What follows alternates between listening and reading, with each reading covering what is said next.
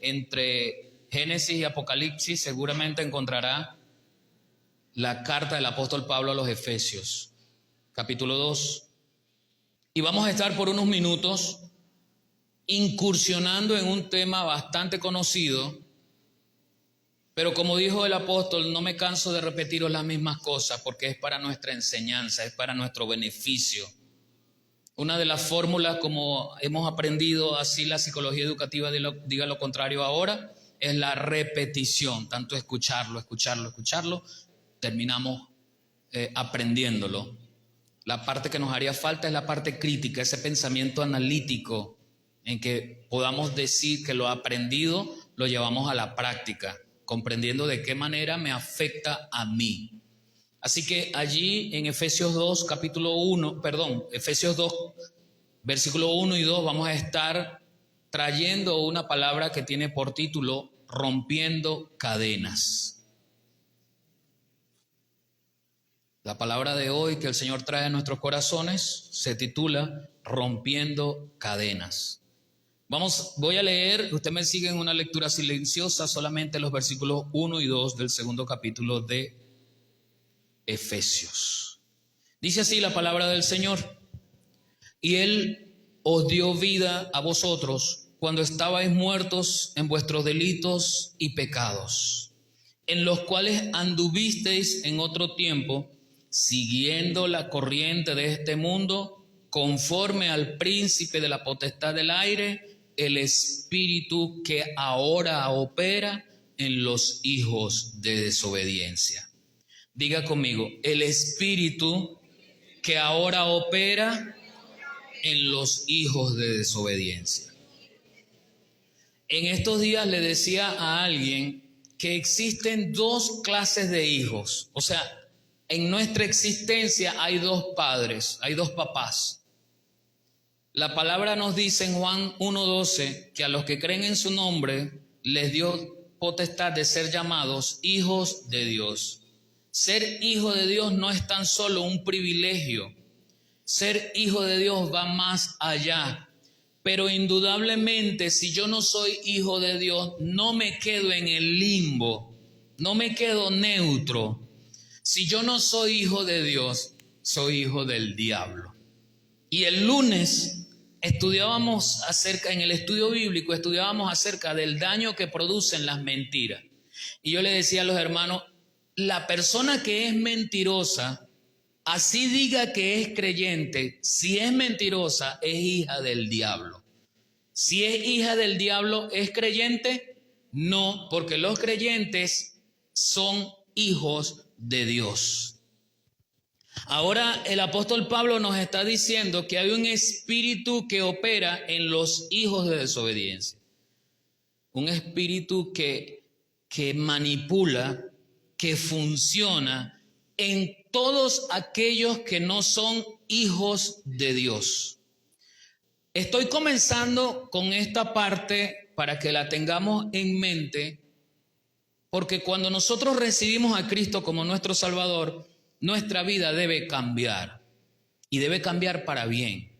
Pero la vida no va a cambiar como el arte de respirar. La vida no va a cambiar inocentemente sin yo darme cuenta. Debe haber un propósito. Cuando las truchas van a desovar, ¿verdad? Ellas nadan contra la corriente. En esos parajes, en esos paisajes donde el agua es fría, donde las temperaturas son muy, muy bajas, donde existen los osos, no sé qué tipo de osos existen allí, ¿verdad? Y ellas tienen que hacer su reproducción en un lugar determinado, río arriba. Ellas luchan contra la corriente y contra los osos, que posiblemente algunas quedarán en las fauces de estos animales. Pero estas truchas luchan contra la corriente. Nosotros, como seres humanos, nunca nos ha gustado luchar contra la corriente. Ni mucho menos nos ha gustado ser diferentes a los demás. Siempre queremos ser uno más del montón.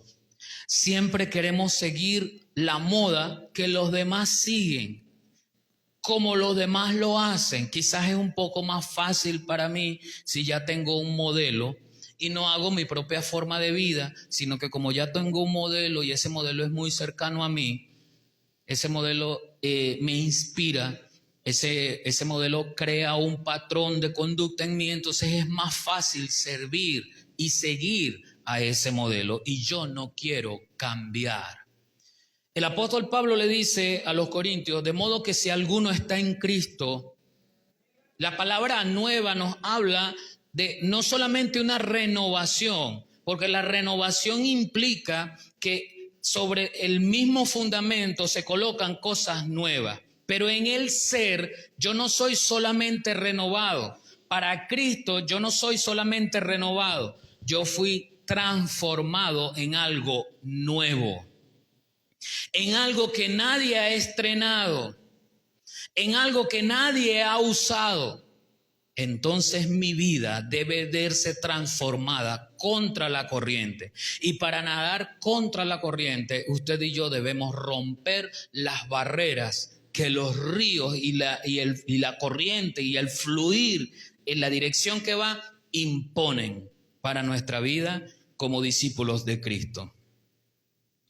Nuestra percepción de la conducta o de las prácticas y aún del comportamiento que tengamos debe cambiar una vez que nos ajustamos a lo que Cristo quiere para nuestra vida.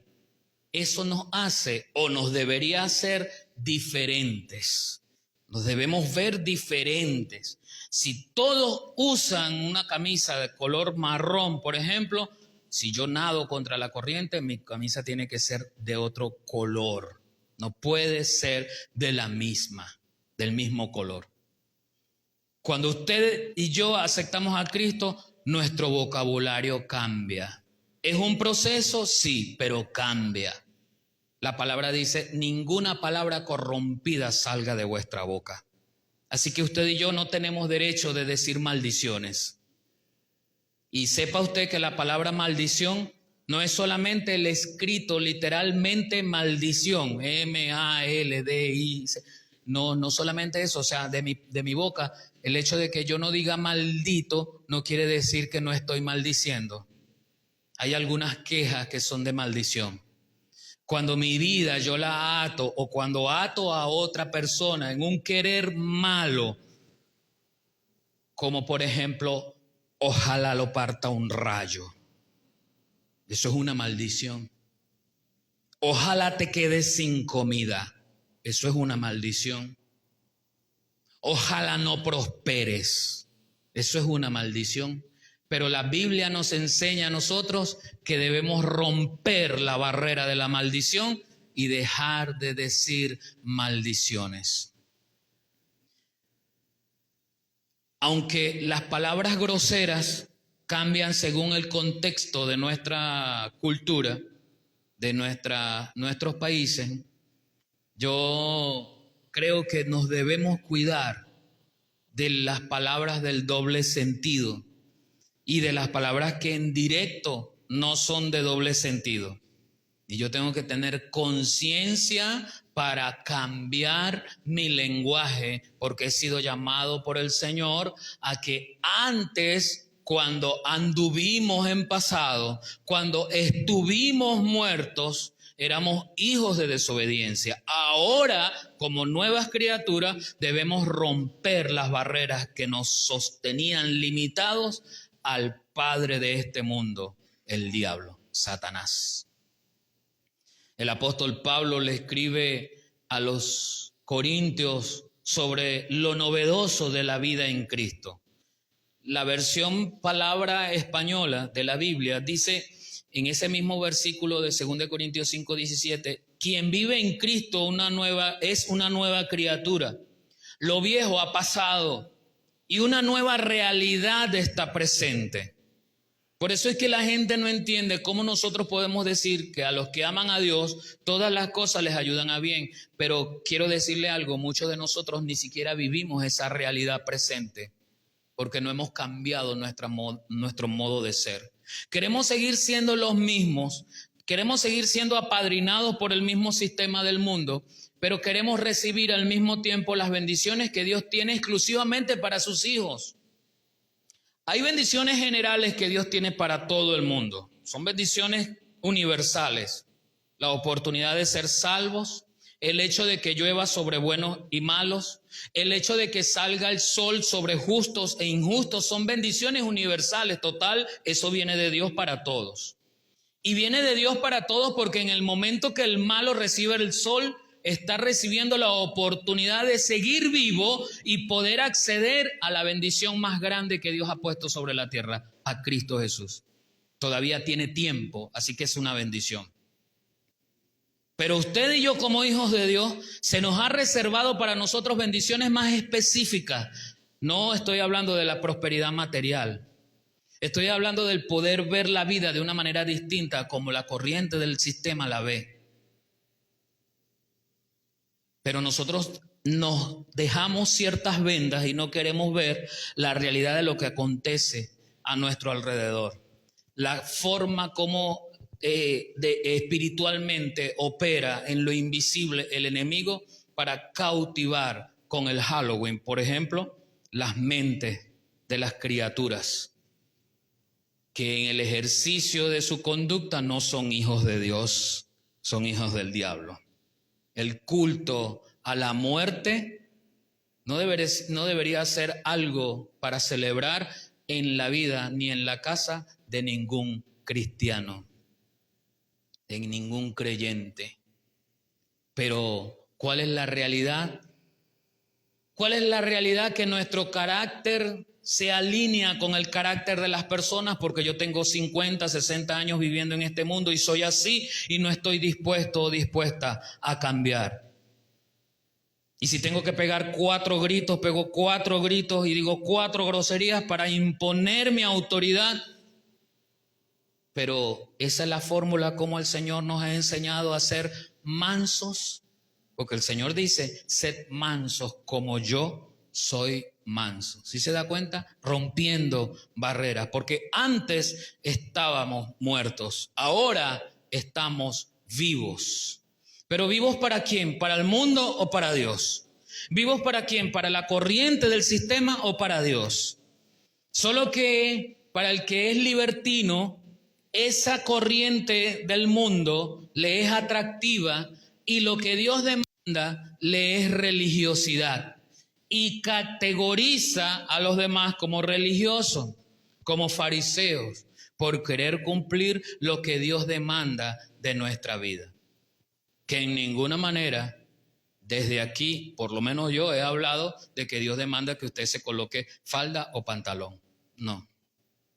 Pero Dios quiere de usted una vida íntegra, una vida fiel, una vida en santidad, apartada para Él, en amor, conciliada por Él, reconciliada por Cristo, para poder tener ese mismo amor, esa misma cercanía, esa misma intimidad que Adán y Eva tuvieron antes de pecar. Romper con las barreras de este sistema, es decir, ir contra la corriente, es ahora tarea de la nueva naturaleza que usted y yo tenemos como nuevas criaturas en Cristo Jesús. Así que esa nueva naturaleza me tiene que llevar a mí, en primer lugar, a tener una perspectiva diferente de la vida. Nuestra perspectiva cambia y se amplifica el hecho de que mi vida temporal en esta tierra está sujeta por cosas terrenales, pasajeras. Ya ellas no deberían ocupar la mayor parte de nuestro esfuerzo. Ya yo no debo tener miedo de lo que suceda aquí en este mundo, porque yo sé que mi vida trasciende más allá. Así como dice el himno, ¿verdad? Más allá del sol, yo tengo un hogar, bello hogar. Nuestra vida trasciende de lo biológico. Nuestra vida tiene un conteo de días, de meses, de años, que al final, así como tiene un inicio, tiene un fin. El Salmo 103, versículos 15 y 16, el salmista exclama diciendo: el hombre como la hierba son sus días, florece como la flor del campo, que pasó el viento por ella y pereció, y su lugar no la conocerá más. Nuestro tiempo aquí en esta tierra está delimitado por un conjunto de años, décadas, quizás en algunos más, en otras menos, pero en algún momento terminará lo que biológicamente en algún día tuvo vida. Pero cuando nosotros queremos romper la barrera de que nos limita en esta corriente, en este mundo, para no seguir la corriente, nosotros necesitamos cambiar desde nuestra naturaleza la forma como percibimos la vida. Ya lo temporal sabemos que es temporal, así que ella no va a ocupar el primer lugar. Ya lo que aceptamos en Cristo Jesús es la vida eterna, abrazamos la vida eterna, viviéndola desde aquí y no esperar que allá se pase lista. ¿Sabe usted que hay muchos lobos vestidos de ovejas en las iglesias? Sí se sabe, pero ¿se ha puesto a pensar si usted es uno de ellos? ¿Sabe usted que la parábola del trigo y de la cizaña, el dueño del campo en la parábola le dice a los trabajadores: no la saquen, déjela que exista, que conviva trigo y cizaña? Yo sé que usted lo sabe, pero ¿se ha puesto a pensar si usted es trigo o es cizaña? ¿Qué será usted? ¿Qué seré yo? Y le voy a dar una fórmula para que usted se vea en un espejo, porque en los sembradíos de esas espigas, el trigo, cuando comienza a dar fruto, el peso del fruto lo hace caer, lo hace inclinarse. Pero como la espiga no da fruto, la espiga siempre se mantiene erguida. Así que el Hijo de Dios, que es trigo, será siempre humilde con los frutos que lleve. La espiga, que es de cizaña, siempre se mantendrá orgullosa de lo que hace, de quién es, señalando la vida de los demás, comparándola con ella, que se mantiene a la altura del compromiso. Esa es una fórmula para que nosotros veamos si soy trigo o si soy cizaña. Porque el texto lo conozco y sé que la Biblia me habla de que en el rebaño del Señor hay ovejas vestidas de lobo, pero me pongo a pensar si yo soy así, o soy de verdad un creyente transformado, una persona que ha sido transformada por la gracia del Señor, donde lo importante no es cómo se vea usted y yo aquí. Siempre le digo que para buscar el testimonio de un creyente debemos acudir al vecino de al lado o de atrás de ese creyente. Ese vecino dirá: ese creyente evangélico, cristiano, no, mire, si eso dice unas groserías, ese está ahí siempre peleando con la familia y les dice hasta el mal que se va a morir. Ese le debe a todo el mundo. Al que usted se imagine, ese le debe. Ese es un mala paga. Ese de cristiano no tiene nada. Allí está la evidencia de la persona que no ha sido transformada por la gracia del Señor. Así yo crea, porque el lunes hablábamos en el estudio bíblico de las mentiras, y el lunes hablábamos acerca del hecho de que cuando nos repetimos una mentira durante mucho tiempo, muchas veces, creemos que esa mentira es verdad en nuestra vida. Lo creemos porque la hemos repetido muchas veces y vivimos en una ilusión. Una persona puede estar viviendo la ilusión de que es creyente solamente porque agarra la Biblia, se la coloca dentro debajo del brazo y los 52 domingos del año nunca se perdió un servicio. Y como eso se hizo hábito, entonces yo creo que soy hijo de Dios. Pero no es así.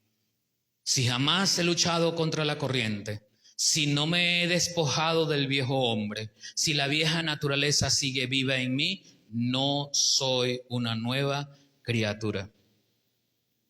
Le decía que la vida natural tiene un fin. El Salmo 90:10, la versión PDT, Palabra de Dios para Todos, dice: podemos llegar a vivir 70 años y hasta 80 si gozamos de buena salud. Vivimos trabajando duro y sufriendo y de repente nuestra vida termina y volamos. Eso lo dice el salmista. Nuestra vida, biológicamente hablando, tiene un fin, pero nuestra mirada, cuando cambia la perspectiva, nuestra mirada vive desde aquí en la vida eterna.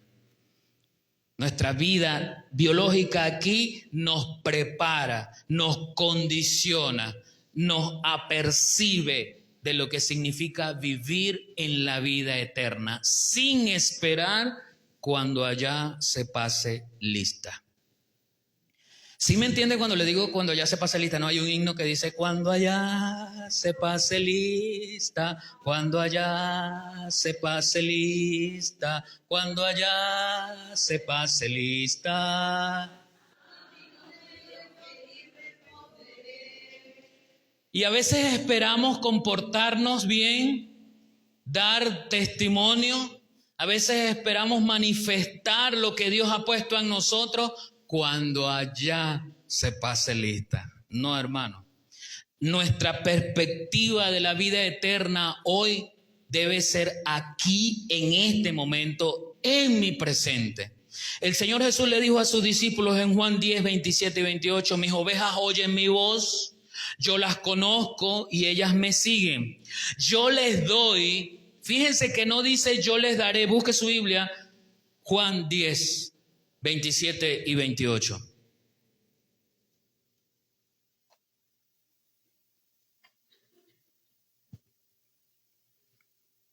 En la versión Nueva Biblia Viva, pero también sé que la versión Reina Valera, que seguramente es la que usted tiene, no dice yo les daré, dice yo les doy hoy. Yo les doy vida eterna y jamás perecerán, ni nadie podrá arrebatármelas de la mano. Así que no solamente tenemos la seguridad de estar cubiertos en la mano del Señor, sino que tenemos la garantía de comenzar a vivir la vida eterna desde el mismo momento en que hemos sido transformados por la sangre de Cristo, aquí teniendo 15, 20, 40 u 80 años de vida biológica. Pero nuestra visión de la vida cambia. Ya no nos interesa tener en primer lugar lo material. Pero vivimos en un mundo donde la tentación de vivir cómodos materialmente nos llama a esforzarnos y a trabajarnos más por lo material que por lo espiritual. Y el Señor le enseña a sus discípulos: no tengan miedo de los que matan el cuerpo, más bien tengan miedo de los que matan el alma. No tengas miedo de las cosas materiales que tienes o no tienes. Ten miedo de que no tengas la vida eterna. El problema no es que nosotros creamos en Dios, porque los demonios creen y tiemblan. Algunos hacen más que nosotros, tiemblan delante de Dios. Nosotros queremos tutear a Dios como si fuese un jugador conmigo, compañero de juego. Hablo de tutear no en nuestras conversaciones, sino en nuestra relación con Él. No medimos costos de hacer lo malo temiéndole a Él. Medimos costos de hacer lo malo es con conveniencia hacia mí. ¿Será que yo? ¿Será que a mí me pasa? ¿Será que tengo o no tengo? Pero pecar y decir no lo voy a hacer por amor a Dios, pocos lo tienen en referencia. Cuando los demonios vieron que Jesús se acercaba, se pusieron las manos en la cabeza, metafóricamente hablando. ¿Qué tienes tú contra nosotros, hijo de David? Que vienes a martirizarnos antes de tiempo. Los demonios tiemblan. Deberíamos nosotros no solamente creer, sino temblar delante de la presencia del Señor. La vida eterna no está relacionada únicamente a ese espacio interminable de años, porque no hablaríamos de ese concepto del tiempo cronos en la vida eterna. Es vida eterna porque el tiempo cronos desaparece y no contaríamos el año, los días, los meses. Es vida eterna porque no termina nunca. Es vida eterna aunque el sol y la tierra hayan desaparecido su movimiento de rotación y traslación, que es lo que hace que se manifieste el tiempo cronos. Y ahora estamos viviendo en el tiempo de Dios, en esa vida eterna planificada, programada por Dios para nosotros. Entonces estamos hablando no de la cantidad de años que vivimos en la vida eterna, sino de la calidad, de la santidad con la cual tenemos acceso a esa vida eterna. Es la fórmula para yo decir, ¿soy santo como Dios quiere que yo sea santo? ¿O soy santo permisivo, de esos de que un rato soy tibio, otro rato me enfrío, otro rato soy caliente? ¿Y qué dice el mismo Señor Jesús en el mensaje de Apocalipsis? No eres ni constantemente frío, ni constantemente caliente, eres tibio. La tibieza es esa inconstancia, le decía ayer a los muchachos, a los jóvenes, la tibieza es apatía, no quiero definirme porque quiero estar bien un rato con Dios y quiero estar bien otro rato con el diablo. Porque es que, hermanos, mire, discúlpenme, pero la visión para con el Señor es una visión absoluta, no es abstracta. No tiene pinceles de colores que matizan el paisaje. No, esa visión es definida. Y el Señor Jesús dijo, el que no es conmigo es contra mí. El que conmigo no recoge, desparrama. Si usted no invierte tiempo en Dios, se lo está dando al diablo y punto. ¿Ve? Si usted no se está comiendo la comida de la que hablé, disculpe que vuelva a traer el tema que ya pedí perdón, pero si usted no se come esa comida para Dios, cuando la bota se la está dando al diablo.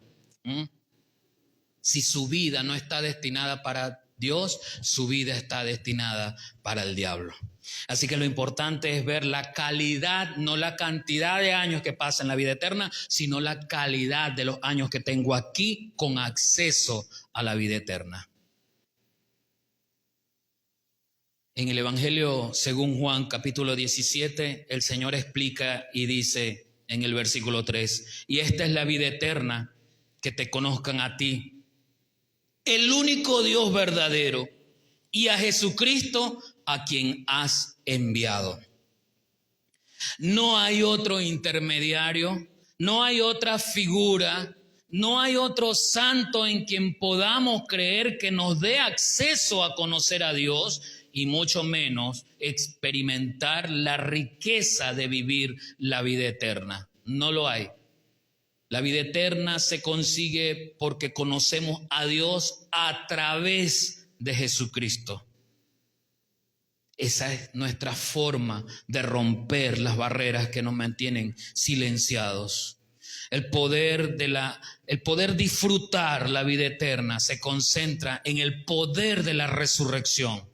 Cuando yo conozco a Dios, entonces quiero hacer las obras que Él me manda hacer. Debo morir al pasado, debo morir al sistema, debo morir al mundo y vivir para el Señor. Eso lo permite la resurrección en Cristo Jesús.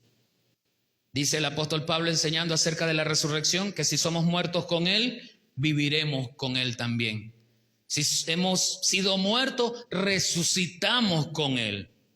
Es una visión integral de la vida, cómo comienza la transformación de nuestra vida para romper las barreras que nos impiden hacer las cosas que Dios quiere que hagamos.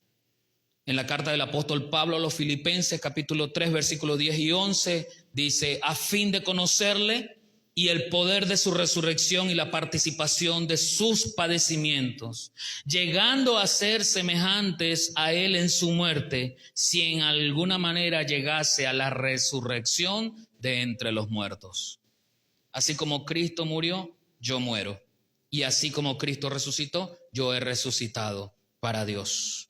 Por eso Él nos reconcilia. para tener una vida en Cristo. Pero no se equivoque, hermano, no se equivoque. Para resucitar debo haber muerto. No puedo decir que he resucitado y tengo las mismas mañas de ayer, cuando no conocía a Dios. No puedo decir que he resucitado y sigo siendo y teniendo la misma naturaleza de ayer antes de conocer a Dios. No, para resucitar, la palabra, el término es claro. La resurrección implica que algo muerto viene a la vida. Pero debo haber muerto. Mi vida anterior debe haber expirado y debo encargarme de sepultarla para que no salga a espantarme de vez en cuando. Porque es que a veces la vida anterior nos gusta, ¿verdad? Que nos espante y que llegue de repente ese viejo hombre, esa vieja naturaleza que me mantenía condenado, que me mantenía atado a un grillete al pecado, y a veces esa misma naturaleza también la revivo y la traigo. ¿O será que no he muerto realmente? Porque si no he muerto, no puedo resucitar, no puedo decir que resucité en Cristo. El apóstol Pablo le escribe a Colosenses en el capítulo 3, versículos 5 al 9. Quiero pedir que usted lo busque. Porque hay cosas que tienen que morir en nosotros. Esta es una realidad que no estamos inventando. Esto no tiene nada que ver con dogma, no tiene nada que ver con que la doctrina, que no sé qué, tiene que ver con la palabra de Dios. Por eso yo le invito a que usted abra su Biblia y me siga allí. Vamos a leerlo todo en la versión Reina Valera. Colosenses capítulo 3, y yo lo voy a leer del 5 al 9. Vamos a ir poco a poco entendiendo lo que tiene que morir para que quede sepultado. Jesucristo murió y fue sepultado y estuvo 3 días. Así que yo tengo que morir a esto que está aquí y dejar eso sepultado por más de 3 días. Colosenses 3, 5 al 9. Dice así: haced morir. Quiero comenzar diciendo esta orden que da el apóstol. Es un verbo que está en un tiempo imperativo, termina en de, ed. Haced morir. La mayoría de nosotros muchas veces quiere que nuestras oraciones Dios conteste sin que nosotros nos demos cuenta. Dios conteste como si Él fuese un mago, como por arte de magia. Pero Dios no es mago. Ayer le dije a los muchachos y en estos días se lo dije a usted aquí en un mensaje: Dios no tiene una varita mágica. Dios no actúa desde el cielo así, diciendo así, 1, 2, 3, que se cumpla la oración. No, así no actúa Dios. Dios no es mago. Dios es divino. Su poder es sobrenatural.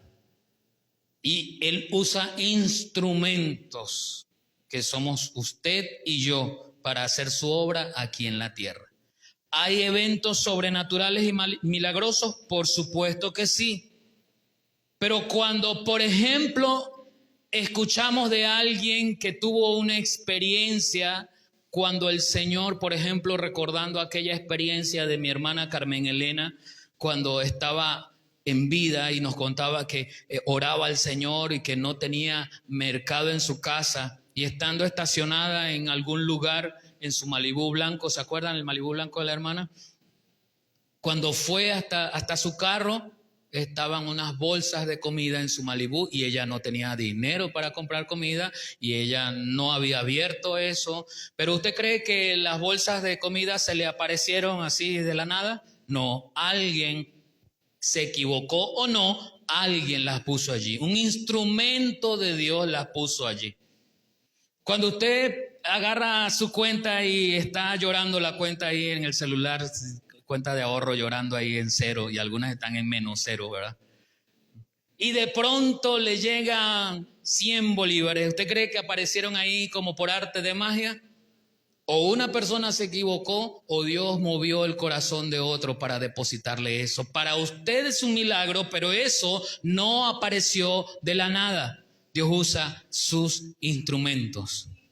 Cuando el apóstol nos dice haced morir, yo tengo que ser el instrumento que mate lo anterior, que lo haga morir. No puedo decir en mi vida, Dios me va a quitar el mal lenguaje que tengo cuando Él quiera, porque entonces empezamos a utilizar y a repetir una fraseología moderna en el tiempo de Dios. Y mientras tanto, sigo siendo el grosero, altanero, orgulloso, pleitero de siempre. ¿No? Así no. Comienza antes de decir la lista de lo que debemos hacer morir, comienza dando una orden. Y todo cuanto Dios dice que nosotros podamos hacer, lo podemos hacer. Lo que no podemos hacer, usted no encontrará un versículo, y si lo encuentra, me lo dice, por favor. Nunca encontrará un versículo que dice, volad por las alturas de los cielos. ¿Verdad que no? ¿O alguien lo ha encontrado que diga que volemos? ¿Por qué no dice la palabra que nosotros volemos en las alturas? Porque no somos aves, porque Dios nos creó sin alas, porque a algunos les dio la posibilidad de comprarse un pasaje y volar, sí, en un aparato, en un avión. Pero a otros no nos dio la oportunidad. Entonces eso no es una orden, no la va a encontrar. Pero todo cuanto usted vea que la palabra nos dice que podemos hacer y que está en mandamiento, eso lo debemos hacer. Está dentro de nuestras facultades. Y comienza diciendo el apóstol, escribiendo, haced morir pues lo terrenal en vosotros. ¿Qué es lo que debemos hacer morir? Lo terrenal, para que nuestra vida pueda resucitar para el Señor y podamos tener una visión distinta y poder romper entonces los esquemas que nos mantienen en nuestras conductas condenados a seguir la corriente de este mundo. Y allí comienza la lista: fornicación, impurezas, pasiones desordenadas, malos deseos y avaricia, que es idolatría. Cosas por las cuales la ira de Dios viene sobre los hijos de desobediencia. Nuevamente el apóstol explica lo que significa ser un hijo de desobediencia. En los cuales vosotros también anduvisteis en otro tiempo cuando vivíais en ellas. Pero ahora dejad también vosotros todas estas cosas. Y añade entonces otra lista que la vemos diferente a la primera lista. Esta lista es un poco más inocente, es menos cargada de cosas malignas como la primera, dígame, fornicación,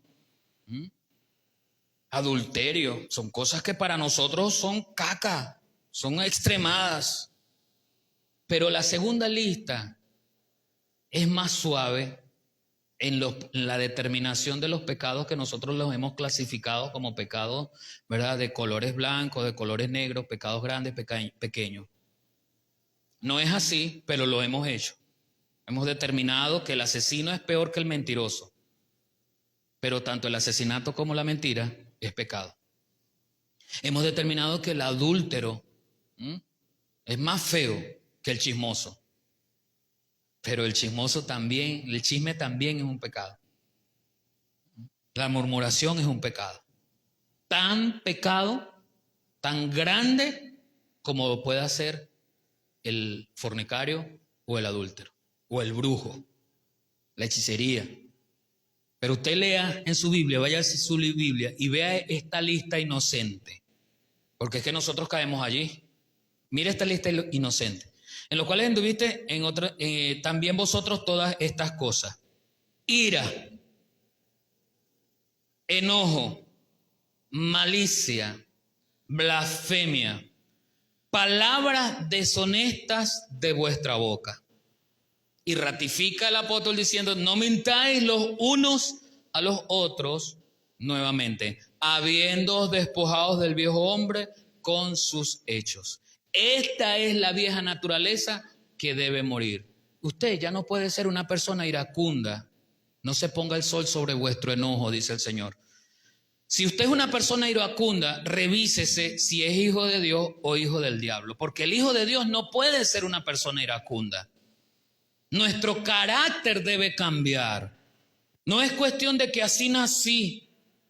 Algunos mal entendemos y practicamos la definición del carácter. El carácter no tiene que ver con estar bravo.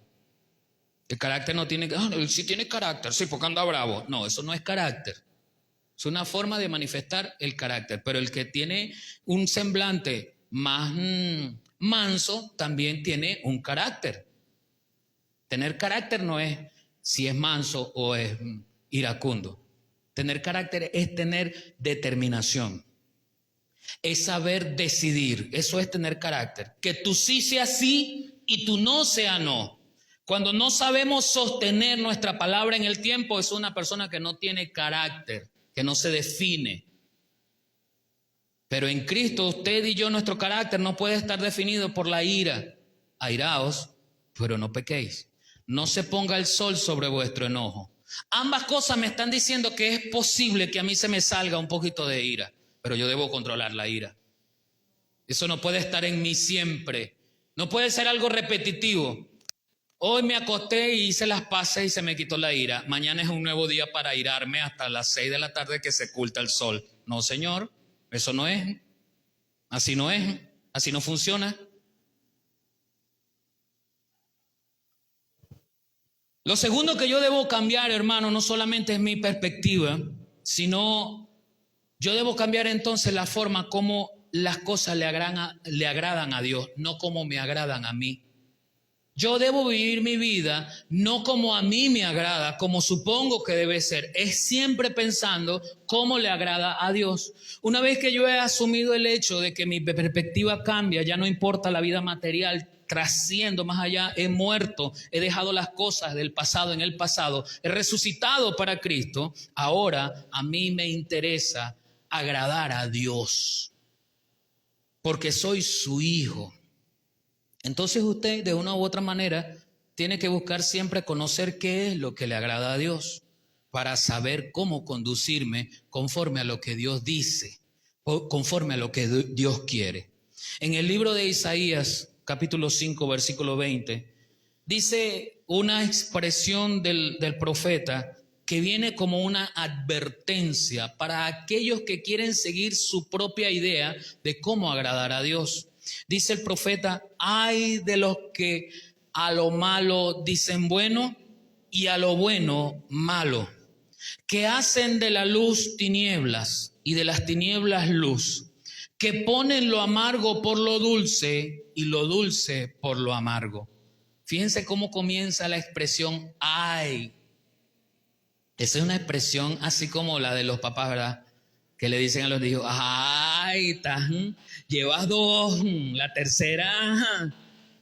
Ese ay es un indicativo de que hay consecuencias que debes asumir por el mal comportamiento que estás llevando como hijo. Entonces digo, como papá o como mamá, ay, te estás portando mal. Ese ay implica algo. Ese es el ay que usa el profeta. Ay de lo que a lo malo dicen bueno. Y para nosotros es fácil señalar en el mundo lo que ellos están diciéndole como bueno, pero es malo. Eso es fácil. Pero, ¿y nosotros mismos? ¿A qué le estamos llamando bueno y estamos haciendo lo malo delante de Dios? Porque es que mi perspectiva de lo bueno y lo malo es distinto a la voluntad de Dios.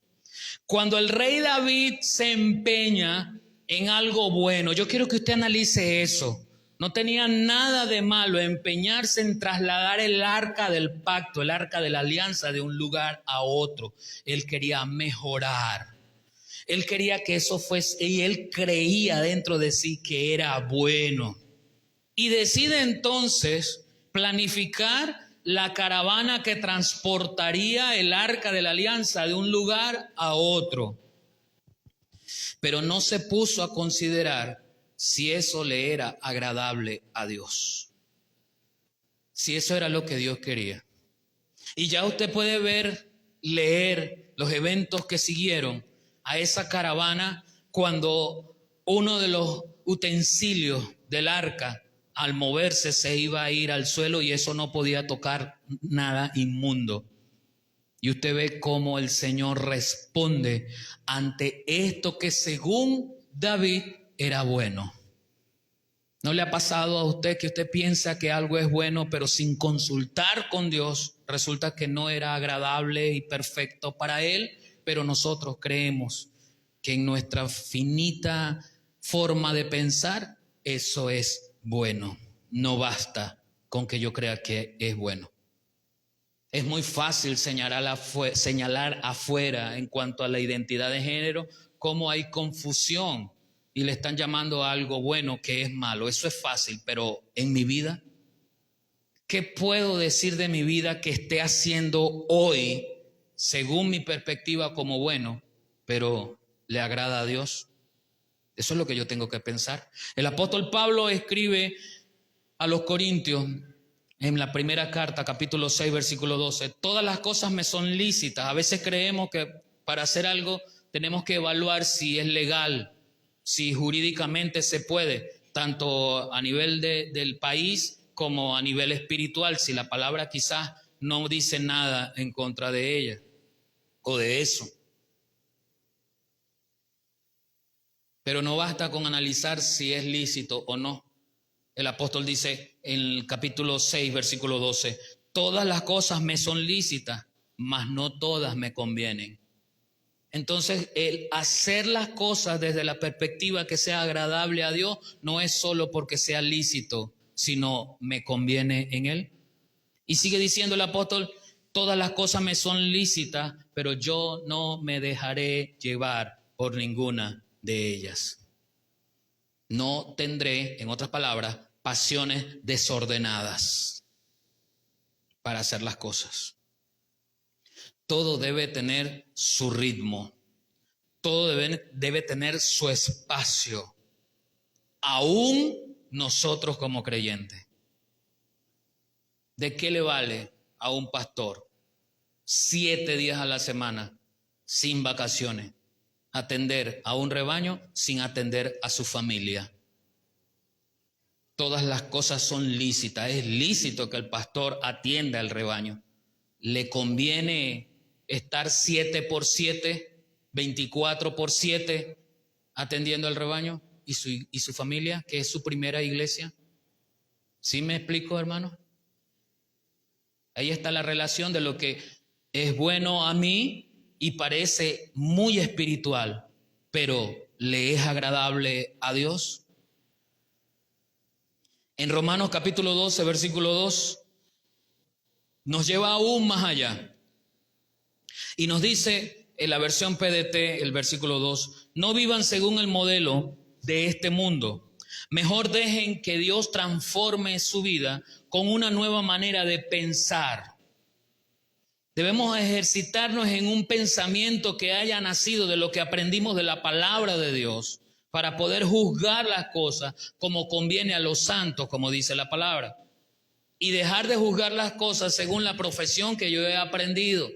Dejar de juzgar las cosas según lo moral o ético que yo haya aprendido. Esos son complementos. Pero mucho de lo moral, mucho de lo ético que yo he aprendido viene a ser destruido por la gracia del Señor. Pero eso yo lo tengo que entender para poder romper las barreras, para poder ir contra la corriente de este mundo. Yo debo entender entonces cómo Dios percibe lo bueno. Porque dice su palabra en el mismo capítulo 2, en la segunda parte, en el mismo versículo 2 del capítulo 12 de Romanos, la segunda parte dice, así podrán entender y aceptar lo que Dios quiere y también lo que es bueno, perfecto y agradable a Él. Yo tengo que aceptar lo que Dios quiere, que es su voluntad buena, perfecta y agradable ¿a quién? A mí. No es mi comodidad. No es ajustar el horario según mi conveniencia. No es ajustar la forma a según yo pueda. Es como Dios quiera que se den las cosas. Es en el tiempo de Dios, es en la forma de Dios. Pero ¿cómo ajustarme si sigo pensando en las cosas de este mundo? No puedo, no quiero quizás nadar contra la corriente. Quiero dejarme llevar. Como vaya viniendo, vamos viendo. No recuerdo quién fue el que acuñó esa frase. Como vaya viniendo, vamos viendo. Así a veces llevamos la vida, una vida inerte, una vida sin sentido, una vida que termina acabando, termina fulminando quizás nuestra relación con Dios. Y finalmente, les decía que cambiamos la perspectiva de la vida. Para poder romper barreras tenemos que cambiar la perspectiva de la vida. Ya lo natural, lo temporal, lo pasajero no es en primer lugar, ya es la vida eterna. Y no vamos a esperar vivir la vida eterna cuando allá se pase lista. Les decía en segundo lugar que cambiamos la definición de lo agradable y bueno. No es según mi conveniencia, es según lo perfecto de Dios. Y finalizo diciendo que debemos cambiar el modelo de nuestro pensamiento. ¿Cómo voy a romper barreras si mi pensamiento es el mismo modelo que dictamina este mundo, el sistema? Cuando hablamos del mundo, hermano, hacemos referencia al sistema de hacer las cosas, al cómo, al cuándo, al por qué se hacen. De modo que todo el mundo lo hace, así que yo lo hago. Yo siempre le digo a los jóvenes y en las predicaciones, mi intención es que tengamos propósito de vida. Así que cuando yo voy a hacer algo, yo debo tener propósito. Y alguien me preguntaba, pastor, ¿es malo hacerse un tatuaje? Entonces le decía, pero porque el que quiere hacer esa pregunta está buscando la manera de hacerse un tatuaje, se prepara, ¿no? Se prepara con conceptos bíblicos. Y entonces me decía, ¿es malo hacerse un tatuaje? Porque en el Antiguo Testamento se dice que no, pero el Antiguo Testamento pasó. Entonces, como yo vi que por allí ya estaba preparándose y no se puede hablar con una persona porque no quiere entenderlo, ya está preparado, la misma palabra pre es un sufijo, ¿no? Ya está acondicionado o preacondicionado a que se niega porque ya me dijo el Antiguo Testamento. Entonces yo le dije, bueno, vamos a considerar dos cosas importantes. Porque si tú eres hijo de Dios, debes considerar el propósito para hacerte un tatuaje. Número uno, en ese propósito para hacerte un tatuaje, ¿para qué? Porque un tatuaje me lo voy a hacer por moda. Sí, para andar en la moda. ¿Qué me dice la palabra acerca de seguir la corriente de este mundo? ¿Para qué me lo voy a hacer? No es algo que me pueda quitar. Ojo, yo no estoy condenando al que ya lo tiene. Tampoco le estoy prohibiendo a usted nada porque yo no le prohíbo a nadie nada. Si quiere hacerse un tatuaje en la frente, hágase en la frente el tatuaje. Yo no le estoy diciendo nada. Yo no soy señor, papá, ni nada de nadie aquí, hermano. Estoy mostrando cómo debemos pensar las cosas según ese cambio de mentalidad que ahora lo que debe imperar en nosotros es, ¿le agrada al Señor? Y eso fue lo que le dije. ¿Ese tatuaje en qué le agrada al Señor? O la segunda parte, ¿te lo vas a hacer por rebeldía? Porque yo sí me lo voy a hacer porque no me importa que me lo vean y yo soy salvo.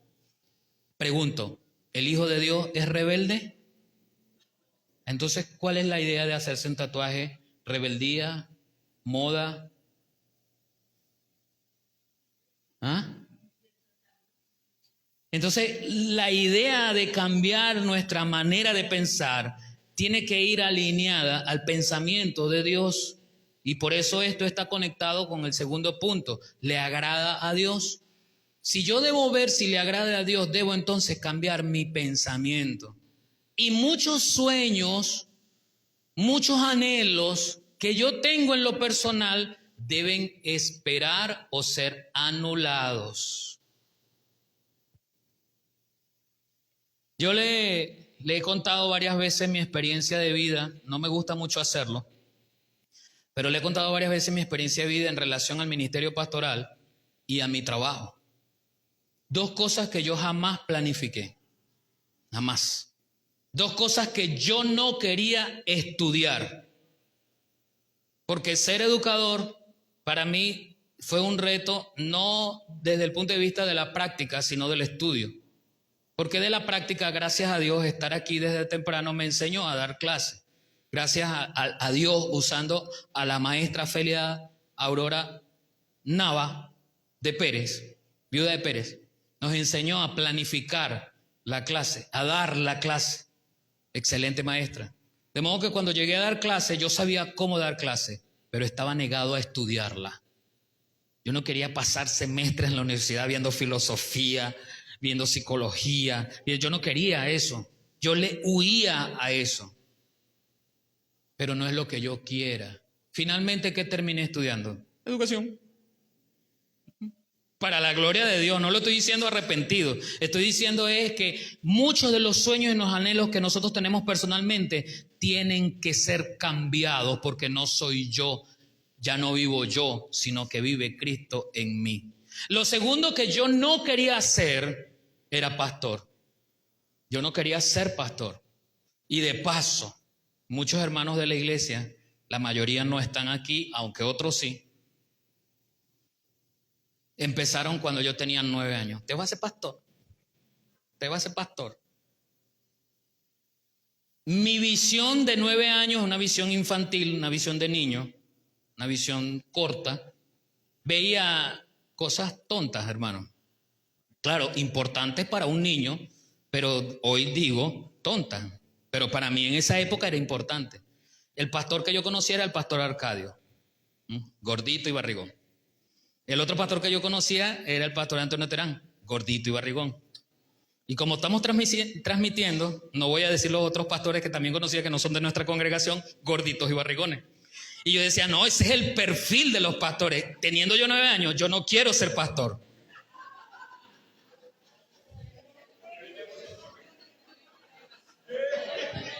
Y bueno, gracias a Dios solamente soy pastor.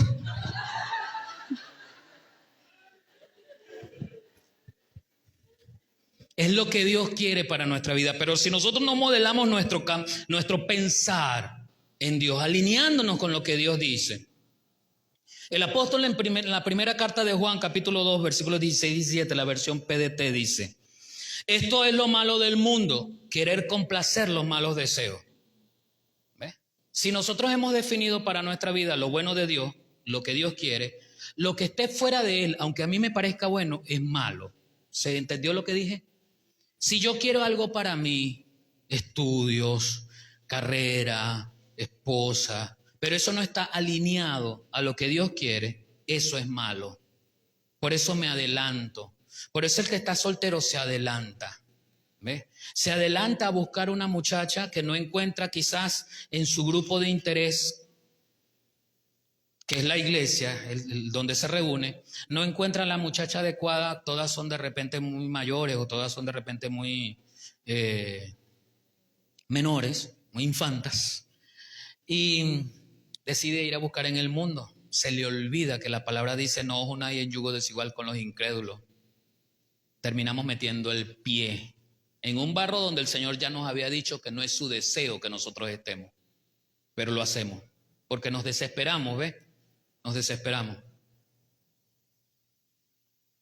Y ahí entra en acción, en juego, entra un protagonista, mi corazón, lo que yo deseo, lo que yo quiero, lo que yo anhelo. Eso no es malo, eso viene con nuestros sentimientos, con nuestras emociones, eso es intrínseco en nosotros, eso está allí. Lo malo es darle rienda suelta. Eso es lo malo.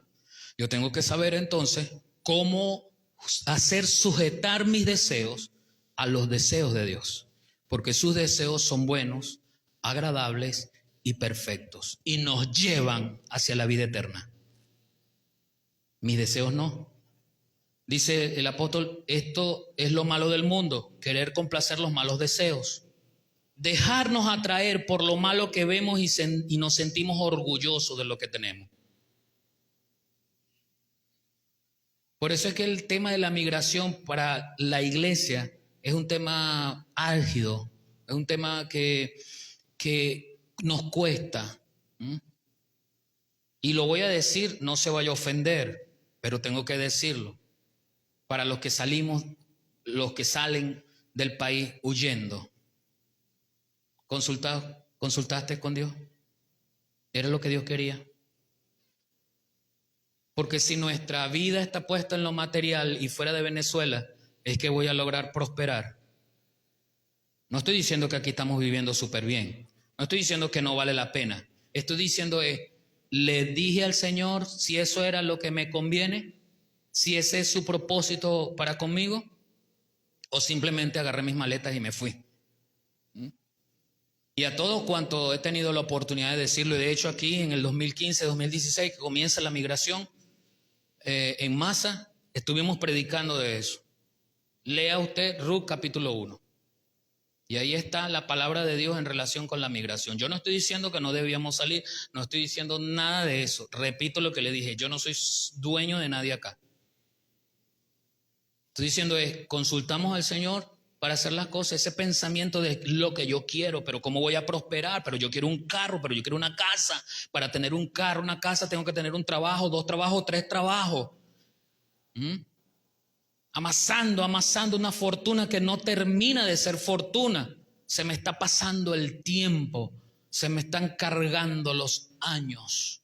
Finalmente, cuando logre tener un carro, una casa o una fortuna, ya tengo que gastarlo en medicina porque estoy anciano, estoy doliente, me duele todo, estoy crocante, todo el cuerpo me traquea, me suena.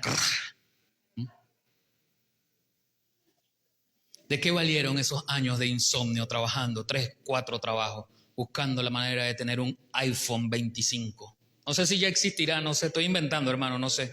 No sé si me pasé o me quedé corto. Hasta 16. Pero si tengo y funciona y manda llamadas y hace, ¿verdad? ¿Para qué quiero?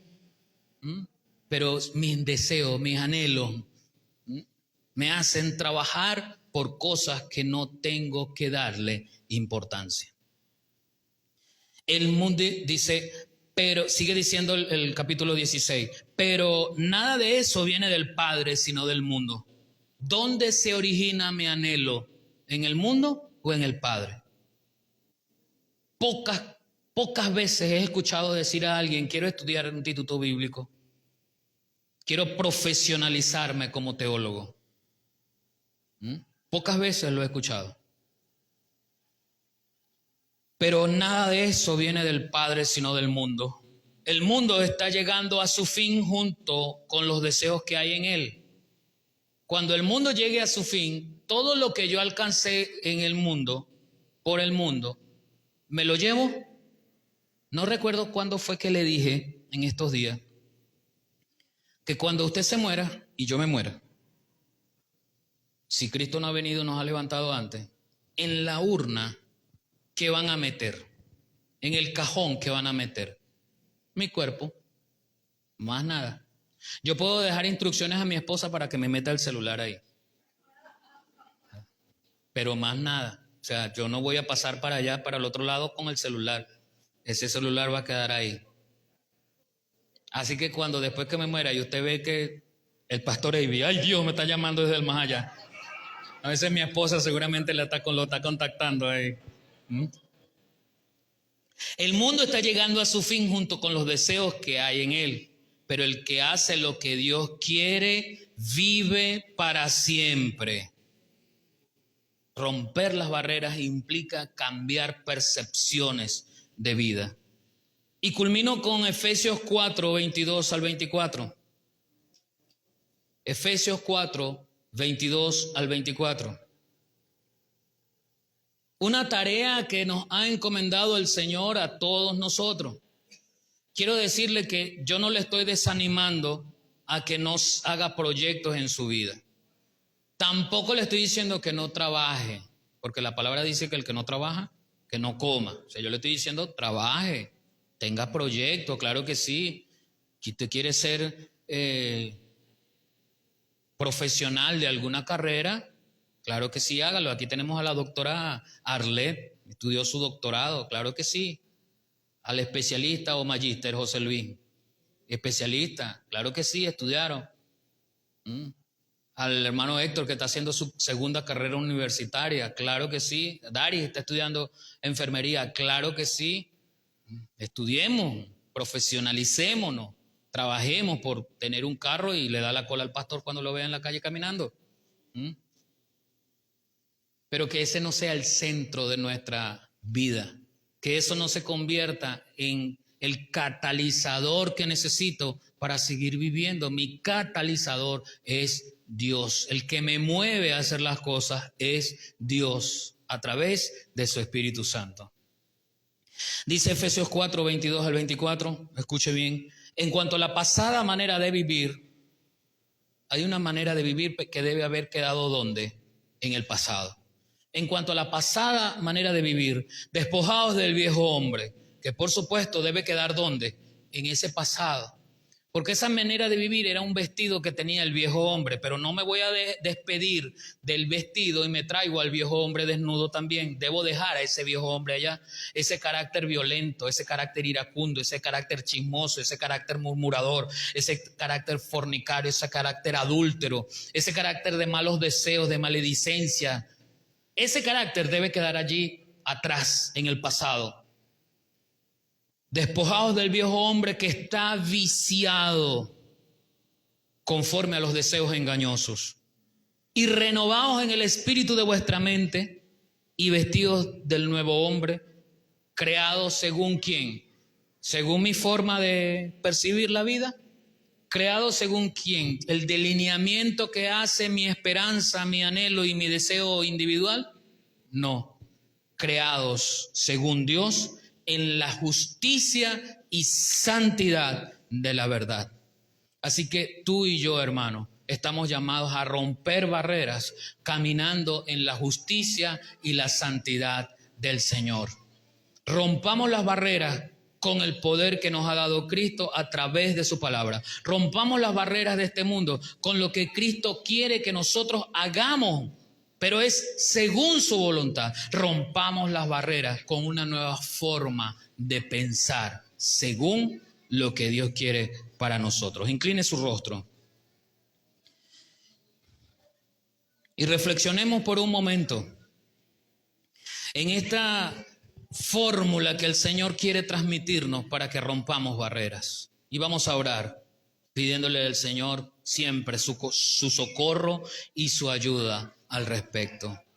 Padre, en esta hora, Señor, encomendamos a ti este momento, nuestra vida, nuestro pensamiento, para que sea tu palabra que nutra nuestra vida y nos haga cambiar nuestra forma de percibir nuestra realidad, para acoplarnos más a lo que tú tienes para nosotros. Señor, te pido que seas tú el que nos ayude siempre a hacer las cosas dirigidas por tu Santo Espíritu. Sé tú, Señor, el que nos ayude a que esta palabra recibida de tu parte en esta mañana la podamos poner en práctica. Gracias, Señor, en el nombre de Jesús. Amén y amén.